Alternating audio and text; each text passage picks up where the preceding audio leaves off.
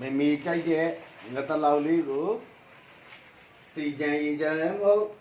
စီပြန်လေးအပေါင်းလည်းမဟုတ်ပဲနဲ့ချက်ပေးနေပါတယ်မေက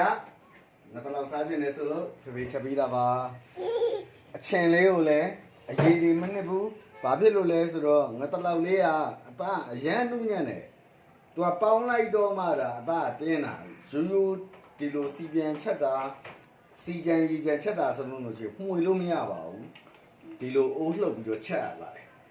ဘာလို့လဲဆိုအိုးကတ်မှာဆိုလို့ပြီးရင်အသားတွေပြည့်မှာဆိုလို့ပါအရသာတော့ခလေးတို့ပေးနေကြည့်ပါမယ်တလေးမီးမလားမီးမယ်ဟာဘဘကြီးကမီးမယ်တလေးမီးမလားဩတလေးကတရှင်းလို့တယ်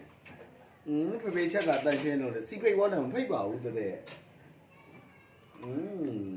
တော်လိုက်တာဖိတ်လိုက်က